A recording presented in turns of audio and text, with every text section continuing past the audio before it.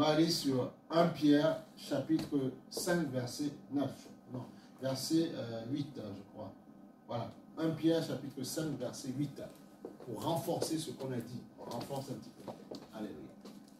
Où le Seigneur, en fait, comprenez que, et ça c'est merveilleux, quand, en fait, si on était dans un monde que Dieu ne comprendrait pas, on comprendrait que parfois nous serons surpris quand nous avons des problèmes.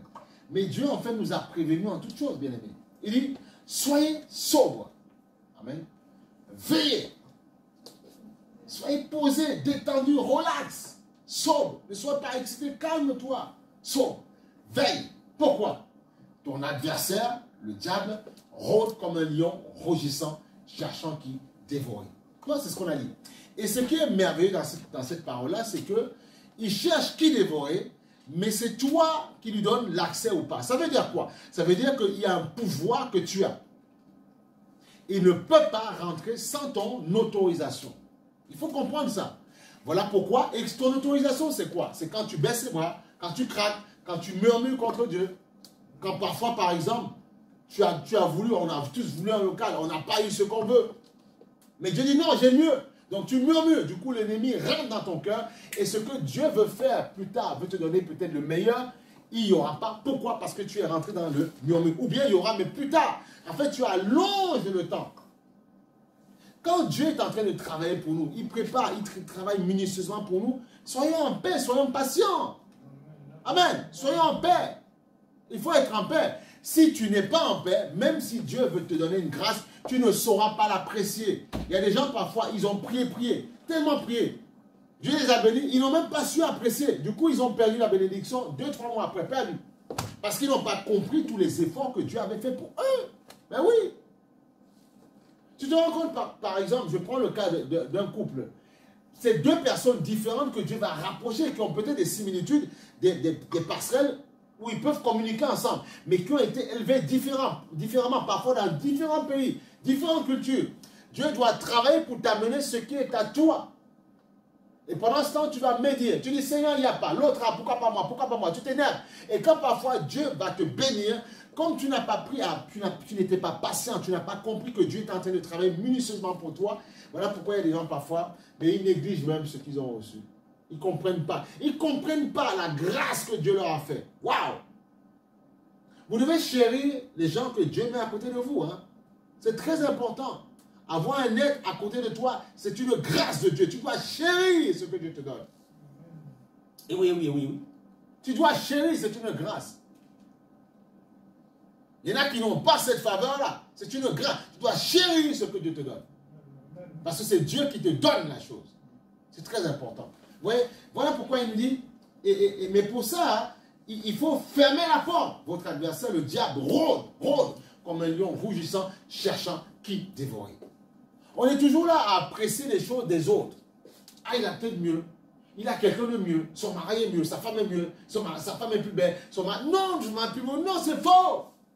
Parfois, quand tu rentres, tu creuses dans la vie des gens, tu as peur. Waouh, tu dis, ouh là là, miséricorde. Comment j'ai fait pour pouvoir justement jalouser ce type de personne?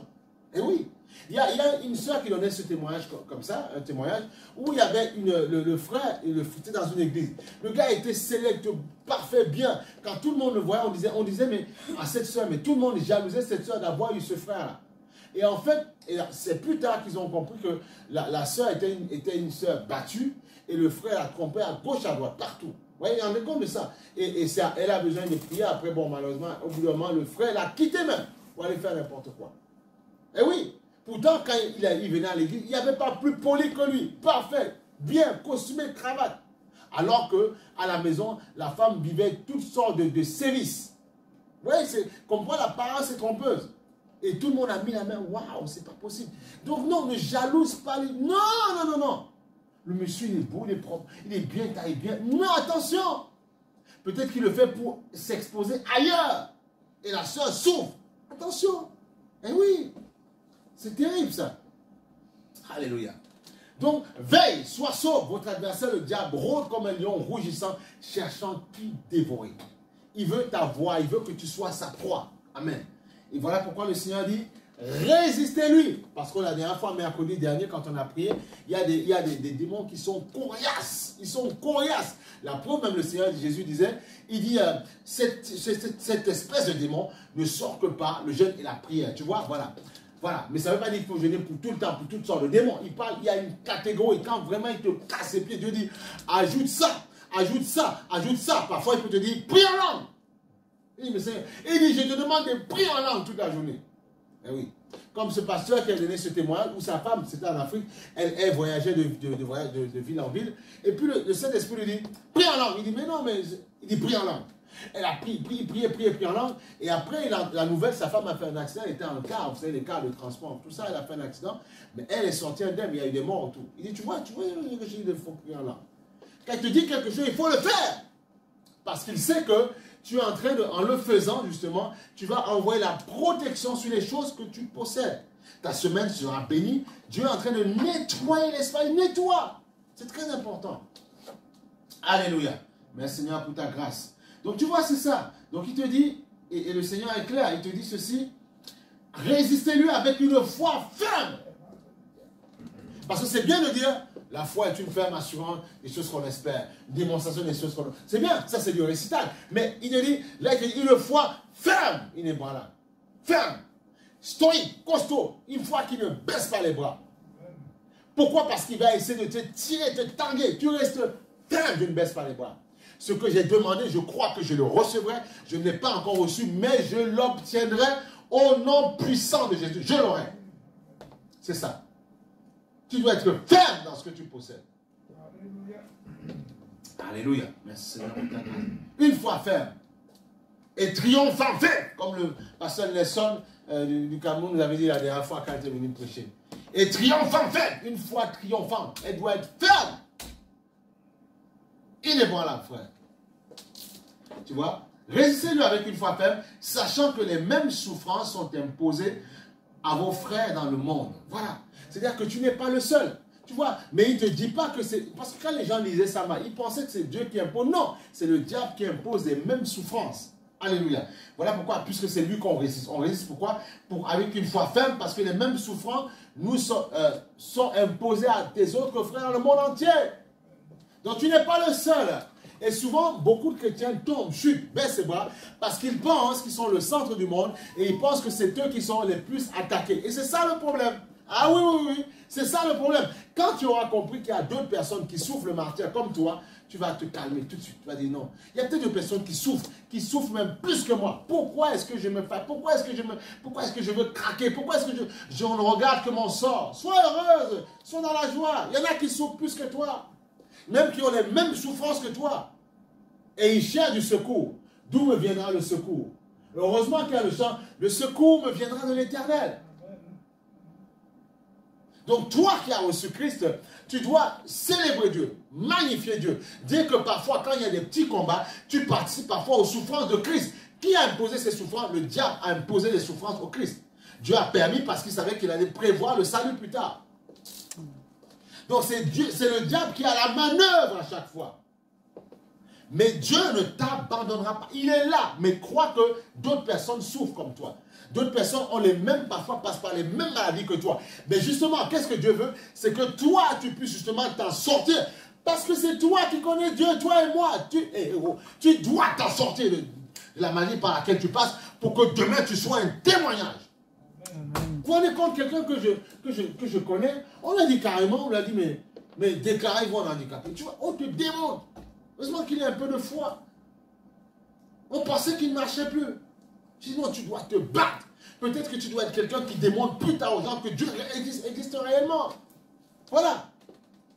Parce qu'il y a trop de personnes qui parlent, trop de religieux, trop de personnes qui mettent dans leur statut à gauche, à droite, WhatsApp partout. Oui, Jésus est fait. Non, Jésus est tout puissant. Non, il faut justement être des gens qui démontrent qu'ils sont passés par des choses compliquées. Dieu a fait grâce. Et que sur toi, tu sois ce qu'on appelle une colonne. Mais oui, tu ne peux pas être une colonne si tu n'as pas un petit peu enduré. C'est impossible. Tout le monde cherche à être une colonne. Tout le monde cherche à attirer des personnes. Tout le monde veut aider des personnes. Tout le monde veut soutenir des personnes. Mais pour soutenir, il faut être une colonne, il faut être bâti. Pour que la colonne soit solide. Ben oui. Puisqu'on puisse s'agripper à toi, monter sur toi. Les ponts, là, vous voyez tout. Vous voyez, pour bâtir des ponts, par exemple, même des viaducs et tout ça. Tout le travail qu'ils font, des tests en fait qu'ils font sur le terrain et tout ça, pour voir si le terrain, si la terre n'est pas trop friable, si elle peut tenir. Ils font des études en amont. Parce qu'ils savent que pendant au moins une année, au moins des millions de voitures vont passer, vont faire des va-et-vient sur ce viaduc, ce pont. Donc c'est étudié. C'est la même chose. Dieu sait que sur toi, des personnes vont s'agripper, vont s'accrocher. Alors laisse-le te bâtir, laisse-le te construire. Tu dois le laisser faire. Parce que tu feras le plaisir de beaucoup de personnes. Regardez, quand tu prends ta voiture, tu passes devant un viaduc de milieu. Tu dis, waouh, c'est majestueux, quelle belle architecture. Et les gens sont contents, ça nous permet d'aller d'un endroit à un autre, alors que c'était le vide, on a mis un pont. Et tu es ce pont-là qui va permettre aux gens de rentrer dans leur bénédiction. Et Dieu veut t'utiliser, comme les hommes utilisent des ponts pour pouvoir aller d'un point à un autre. Tu dois être ce pont, ce canal. Compris, ça a été ce pont pour réunir les hommes à Dieu. Amen. Et tu dois être à l'image de Christ. Parce que Dieu veut t'utiliser. Donc, mais pour ça, tu dois accepter d'être façonné d'abord. On te façonne. On travaille, on met des ferrailles, on met du goudron. Accepte ça. Accepte de prêter ton corps à Dieu. Accepte que ton temple, parce que la Bible dit que nous sommes le temple du Saint-Esprit. Mais on peut refuser de l'être. C'est facile de dire, je suis le temple du Saint-Esprit. Oh oui, je sais, je suis le temple. Tu sais, on danse, on chante, mais est-ce que vraiment on a conscience de ça? Si je suis le temple du Saint-Esprit, est-ce que tu ne crois pas que Dieu prendra soin de toi? Même les ponts, là, vous savez, quand les hommes bâtissent des murailles, des immeubles, tous les ans, tous les 10 ans, ils vérifient, ils prennent soin. Ben oui, ils ramènent des techniciens, ils prennent soin parce que le pont parce que ce pont-là ou cet immeuble est quelque chose qui leur rapporte de l'argent. Ben oui, le fait qu'il y ait des trafics de main, ça rapporte. Il y a un péage, il y a tout ça, ça rapporte, c'est financé. Donc Dieu sait que tu es sa merveille. Quand il te voit, tu es sa gloire. Tu penses qu'il va te laisser abandonner? Tu penses qu'il va t'abandonner? C'est le diable qui nous fait croire, que le diable qui est le prince de mensonge. Il nous fait croire que Dieu nous abandonne. Il te fait croire que Dieu t'a oublié alors que c'est faux. Alléluia. Alléluia. C'est important de comprendre ces choses-là. Donc le diable travaille dans le mensonge. Dans le mensonge. Eh oui. Mais oui, mais oui.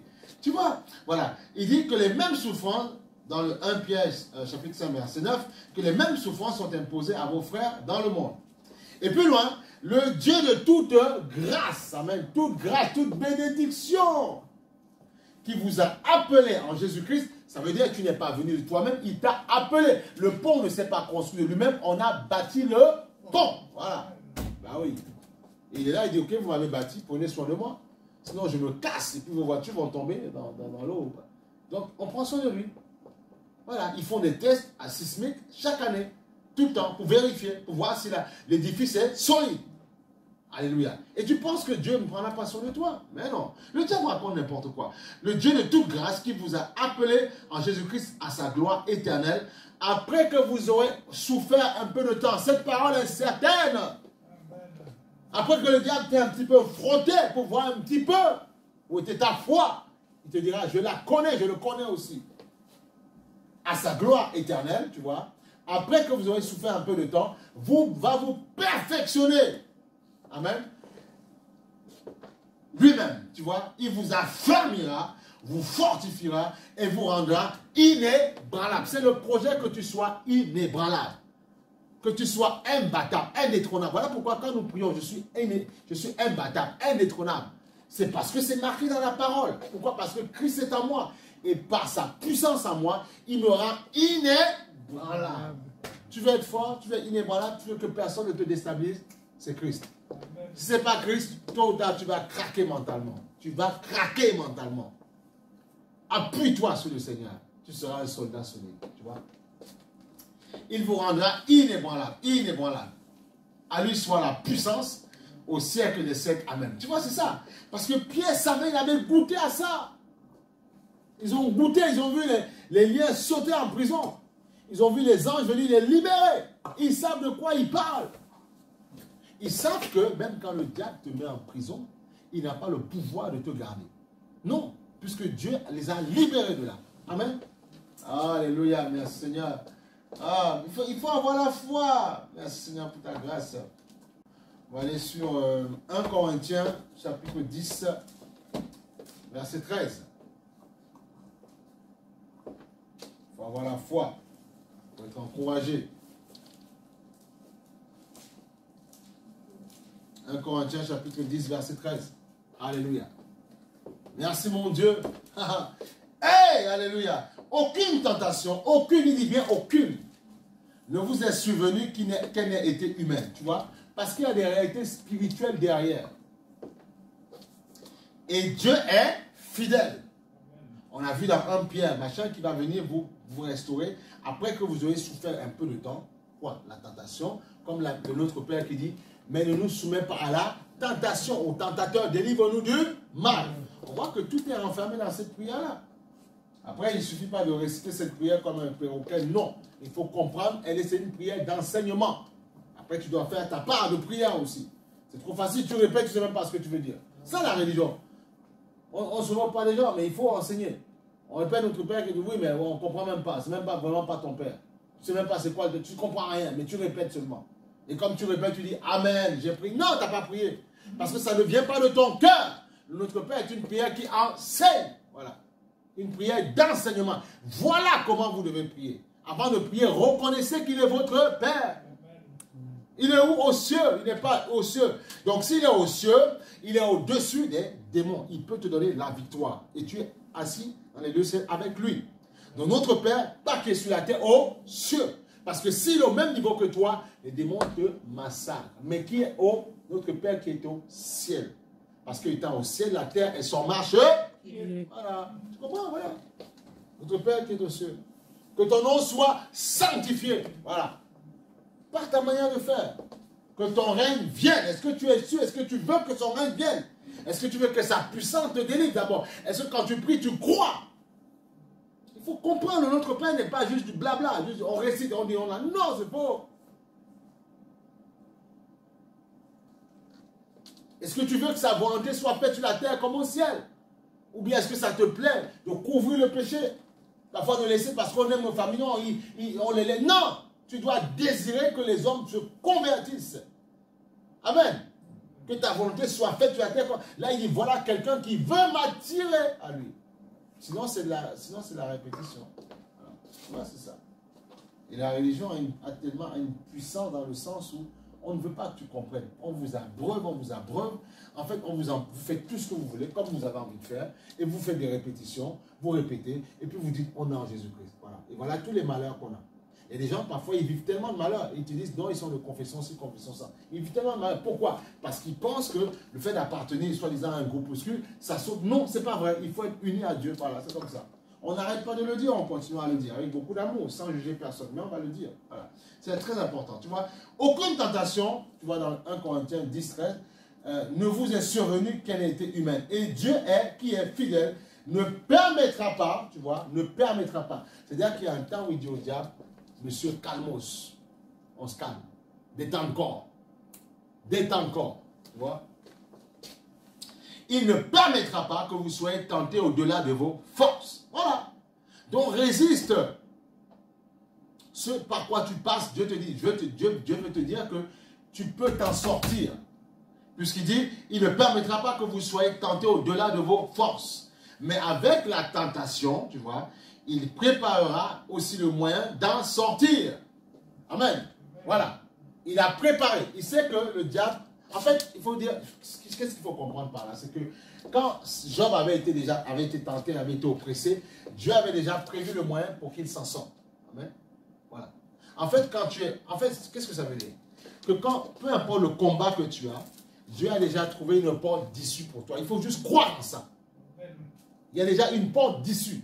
Ça veut dire quoi? Merci Seigneur. Ça veut dire que quand tu veux quelque chose, la Bible dit, croyez que vous avez, quand vous priez, croyez que vous avez. Voilà, c'est ça. Ça veut dire. Tu vois, la parole est censée même. Croyez que vous avez reçu et vous l'obtenez. Pourquoi? Parce que Dieu a déjà prévu le moyen de te la donner. Ouais, tu vois, l'évangile c'est beau. Hein? C'est beau l'évangile. C'est beau. Crois que tu as reçu, tu la verras s'accomplir. Mettez-moi à l'épreuve. Vous verrez si je n'ouvrirai pas les écluses des cieux. Voilà. Donc nous savons que ce que nous demandons déjà, nous avons reçu notre futur local. On a reçu. Voilà. Mais avec la tentation, avec les oppressions du diable, il a déjà prévu le moyen de nous en sortir. Nous savons que nous l'aurons. Ben oui. Alors, il faut s'appuyer sur la parole. Ben oui. Et c'est ça que tu brandis à l'ennemi. Tu brandis la parole. Tu vois? Il a déjà prévu le moyen d'en sortir afin que vous puissiez la supporter. Donc voilà. Donc tu as tous les ingrédients pour pouvoir résister. Tu as tous les ingrédients pour pouvoir normalement résister. Et c'est pour ça qu'il y a certains versets qui disent que tout est possible en celui qui croit. Amen. Tout est possible en celui qui croit. Tout est possible. Il n'y a rien d'impossible. Tout est possible. Voilà. En celui qui croit. Bien sûr, en fonction de tes capacités, ce que tu sais faire. Voilà. Dans le domaine dans lequel tu es, même s'il y a des choses impossibles, Dieu dit tu peux. Tout est possible. Merci Seigneur pour ta grâce. Vraiment, nous bénissons Dieu. Quand on entend ce genre de parole, tu vois, aucune tentation. Il le sait. Devant toi, il sait ce qui va se passer. Mais il dit qu'il est fidèle. Il ne permettra pas que tu sois tenté au-delà. Voilà pourquoi, avant de craquer, nous devons si nous nous appuyons sur la parole, sur la Bible, sur la connaissance, sur la parole de Dieu, nous ne craquerons pas. Parce que nous allons dire non. Le combat que j'ai, il a déjà prévu le moyen de m'en sortir. Alors je peux m'en sortir, je peux le faire. Alléluia. C'est très important. Il a déjà prévu le moyen de t'en sortir, mon frère. Ma soeur, tu peux déjà t'en sortir. Mais tu dois croire, tu ne dois pas baisser les bras. Tu ne peux pas, il ne faut pas combattre sans la connaissance. Tu dois avoir la connaissance de la Bible, ce qui est marqué. Tu dois avoir la connaissance de ce qui est marqué. Et en ayant la connaissance de ce qui est marqué, là tu triompheras. Alléluia. Tu triompheras. Merci Seigneur. Tu triompheras. Alléluia. Tu triompheras. Tu triompheras. Alléluia. Regarde, on va aller sur Luc chapitre 22, verset 31. Luc chapitre 22, verset 31. Où le Seigneur dit, Luc chapitre 22, verset 31. Et le Seigneur dit ceci, et c'est ce qui se passe tout le temps dans notre vie, puisque nous sommes des hommes, parfois on peut être tenté, parfois on peut succomber, mais Dieu est là pour nous garder. Il dit, le Seigneur dit, Simon, Simon, Satan vous a réclamé pour vous cribler comme du froment. Cribler comme du froment. C'est le froment qu'on tape, on cogne, on frappe, tu vois. Vous criblez comme du froment. Il vous a réclamé pour vous cribler. Vous frappez, vous cognez, vous bastonnez. Ah, tu vois ça? Il réclame, hein? Donc tu vois, il ne dort pas, tu vois. Comme du froment, tu vois. Mais il dit ceci, il dit, et ça c'est magnifique, mais j'ai prié pour toi afin que ta foi ne défaille point. Hein, et toi, quand tu seras converti, affermis tes frères. Donc, Christ est là, il prie pour toi, il engage la prière pour toi. Tu pries pour toi, il prie pour toi aussi, tu comprends? Il prie pour que tu ne cèdes pas, le Seigneur. Il prie pour ça. Parce que tu as du prix à ses yeux. Et tous ces versets-là complètent tout ce qu'on a vu depuis le départ. Avec la tentation, il a prévu le moyen de vous en sortir. Il a déjà tout prévu. Il sait que l'ennemi veut te cribler comme du froment. Il sait que l'ennemi veut te détruire. Il le sait. Mais il prie pour toi. Voilà pourquoi tous les actes que vous faites, comme on a dit dans l'histoire, continuez à les faire. Ce sont des ornements que vous mettez autour de vous, des colliers, de l'or, du diamant que vous mettez autour de vous, qui vont servir de combattre contre l'ennemi quand le diable va vouloir vous accuser. Dieu dira non, mon fils, ma fille, fait ça. J'ai besoin de lui pour ça, parce que quelqu'un d'autre ne saura pas le faire comme il le fait bien. Alléluia. Voilà pourquoi Dieu te gardera. Et oui, il ne suffit pas seulement de prier, parfois il faut manifester des actes d'amour qui font en sorte que tu es protégé. Parce que la Bible dit, l'amour triomphe de tout. Parce que le diable, quand il nous accuse, qu'est-ce qu'il dit? Il dit, oh Dieu, ne dis-tu pas que l'amour triomphe de tout, mais regarde là ce qu'ils font. Ils viennent à l'église, ils adorent, mais ils sont tous hypocrites là. Ils sont incapables, quand son frère peut-être est dans le coin de la rue, il ne peut pas l'accompagner un petit peu à la gare. T'as vu ça, Seigneur? T'as vu? Il ne peut même pas. Tu dis qu'ils ont l'amour, mais c'est comme ça que ça se passe. C'est comme ça que ça se passe. Et c'est comme ça que parfois il arrive à happer Satan. Parce qu'effectivement, quand on te scannerise, on te passe au scanner, on voit qu'il n'y a aucun acte d'amour, il n'y a pas de générosité dans ta vie. Eh bien, on te prend, on te récupère. Et on t'apprend à marcher droit.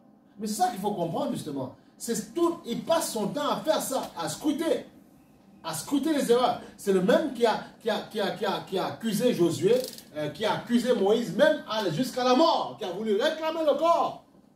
Pourquoi? Parce qu'il a dit, oui, mais ton serviteur a frappé fort quand il fallait frapper doucement le rocher. Tu vois, c'est terrible. C'est-à-dire, c'est un esprit, il est têtu. Satan est têtu, c'est ce qu'on appelle l'opposant. Et c'est l'opposant, Satan. Il faut comprendre que tu as affaire à quelqu'un de têtu. Voilà pourquoi quand tu lui parles, il faut bien lui parler comme il faut. Il dit, oh non, mais c'est une petite douleur. Ça. Non, non, ça va pas aller. Il faut prendre l'autorité rapidement, tout de suite. Rapidement, tu t'imposes les mains. Eh oui. Alléluia, tu t'imposes. Il faut, faites agir votre foi. Faites agir votre foi. Il faut faire agir sa foi. Il n'y a pas le choix. Parfois tu dis, tu comptes sur ta foi. Ah bon, c'est ça, continue. Non, il faut compter sur la foi aussi. Mon donné, c'était un jour, je me sentais, je ne sais pas, un peu comme si une grippe allait m'attaquer. Je dis, mais c'est quoi cette affaire? Non, non, non, il n'y a pas hors de question. Et puis, je n'ai pas envie de prendre le du Seigneur. Mais je ne compte pas sur ma foi. Je marche, je dis non, non, non. J'ai pris ma main, j'ai imposé sur ma tête. Dieu dit, sors de mon corps au nom de Jésus. Ben, c'est comme ça. Eh oui. Après, je prends mes petits bonbons, des choses comme ça, c'est réglé. Tu vois, il faut avec audace. Parfois, il faut avec audace. Il ne faut pas dire non, non, ça va aller. Je prends mon autre jour, je pense que je m'impose, j'ai associé avec la prière. Je me suis imposé ma main sur ma tête. Voilà. Allez, sors du corps. Comme ça. Il faut le faire. Ça, oui. Il faut être audacieux. Il ne faut pas dire non, ça va. Non, non, non, ça va pas aller. Vous priez avec autorité. Et les jeunes, c'est dès le départ, il faut le comprendre. Plus vous le comprenez maintenant, à 40 ans, vous allez être des balaises, des lions, vous allez être des démonteurs. Voilà pourquoi il dit que normalement, la gloire de la seconde maison, c'est-à-dire la génération même future, normalement, doit être plus puissante. Ce serait dramatique et terrible, un chaos, qu'en fait, que vous soyez plus faibles que nous. Non! Voilà pourquoi il faut apprendre à exercer la foi maintenant. Non! Plus tu l'exerces maintenant, plus ça va devenir comme un collier dans ta vie. C'est comme ça. Tu joues au football, tu as un petit mal, bon allez, mettez votre petite pommade, mais en tout temps dans ta tête, tu dis allez, sors du corps. Voilà. Tu dis pas ça devant les bras, mais tu vois, dans ton cœur, tu pries, voilà. C'est ça. Mais oui, la foi est utile à toutes choses. La foi est utile à toutes choses. La foi. La foi, c'est la chose la plus... C'est un trésor, c'est un trésor. Vous vous rendez compte? Vous parlez à Dieu, mais quelqu'un peut vous dire, mais tu l'as vu, Dieu? Mais il est dans ton cœur, tu l'aimes. C'est ton ami. C'est une grâce qu'il t'a fait. D'autres n'ont pas cette grâce-là. Ne cherchez pas à imiter ceux qui ne croient pas. Non, c'est qu'ils n'ont pas cette grâce. Et souvent, il y a des gens qui ont abandonné Dieu. Et Dieu est allé toucher le cœur de ceux qui leur disaient qu'il n'existe pas. Ah bon? Ah ben oui. Dieu te nargue en te faisant comprendre. Tu vois, toi, tu as rejeté la pierre. Mais d'autres vont l'accepter. Ah non, non, non, non, non, non. Chacun a son temps. Tes potes ont leur temps. Je vous ai dit comme ce jeune-là, qui refusait Jésus, et il avait parmi ses amis un qui était chrétien, qui ne faisait pas comme ses autres amis. Et parfois, il s'embrouillait, ouais, mais tes histoires, je veux pas, moi, je crois pas en Jésus, je crois en machin, à mes affaires. Et puis parce qu'il passait par un moment tellement compliqué, et tu vois, il y a des moments donnés, quand c'est tellement dur dans la vie de quelqu'un, là, le cœur est plus ouvert, ouais, bizarrement, tu vois. Quand on a plus fort, on dit, est-ce que tu peux... Tu vois, donc du coup, il a demandé, mais il était plus à l'écoute à ce jour-là. Il a dit, tu peux prier pour moi, s'il te plaît. Ils ont fait ça dans le cadre d'escalier, tout ça. Puis il a prié. Et puis il n'avait plus envie de fumer. Puis parti. Et puis il est devenu chrétien, il a pris son baptême. Oui, c'est ça. Donc il faut comprendre, c'est que chacun a son temps. Ce n'est pas parce que l'on ne croit pas que tu ne dois pas croire. Sois ferme, sois inébranlable. Alléluia. Merci Seigneur. Ah, l'évangile, c'est une belle chose. Donc tu vois, il prie pour toi. Il le sait, il prie déjà pour toi. Alléluia, merci Seigneur. Proverbe 3, verset 6. Proverbe chapitre 3, verset 6. Et c'est là où justement, c'est capital justement d'avoir la foi. Et de savoir avoir le discernement. Comme le chant qu'on a pris ce matin. Plus de toi, Seigneur, plus de toi. Plus de discernement dans tes voies, de ta volonté. Savoir qu'est-ce qui se passe. Est-ce que c'est toi qui agis? Est-ce que c'est le diable? Tu vois, c'est important. Proverbe chapitre 3, verset 5. Légèrement au-dessus. 5, pour vous mettre dans le contexte. Tu vois, il parle à quelqu'un, comme on l'a dit vendredi, quelqu'un qui connaît quand même, qui le connaît un petit peu. Il ne parle pas à un incroyant ou quelqu'un qui tombe tout le temps. Il dit, confie-toi en l'Éternel de tout ton cœur et ne t'appuie pas sur ta sagesse. Confie-toi. Parce que si tu t'appuies sur ta sagesse, et des moments donnés où tu ne vas pas comprendre que c'est Dieu, tu ne vas pas comprendre en fait ce qui se passe et tu ne sauras pas invoquer Dieu quand ce sera compliqué, tu vas murmurer. Mais si tu te confies en Dieu en tout temps, Seigneur, pourquoi? Qu'est-ce qui se passe? En lui parlant en permanence, tu verras qu'il te comblera de paix. Donc il dit ceci, confie-toi en l'Éternel de tout ton cœur et ne t'appuie pas sur ta sagesse. Reconnais-le dans toutes tes voies et il aplanira tes sentiers. Reconnais-le. Mais celui qui ne croit pas en Dieu ne peut pas le reconnaître. Celui qui pêche tout le temps ne peut pas. Donc on voit bien qu'il parle à quelqu'un qui l'aime, quelqu'un qui l'a accepté et quelqu'un qui parfois qui passe par des moments un peu compliqués. Tu vois? Mais tu dis non, ne baisse pas les bras. Reconnais-moi, reconnais-moi. Parce que tu fais ma volonté, j'aplanirai tes sentiers. Tu es là, tu cherches en local, tu cherches les âmes. Dieu dit non, calme-toi. Tu as la vie, tu as la santé, je restaure ton corps.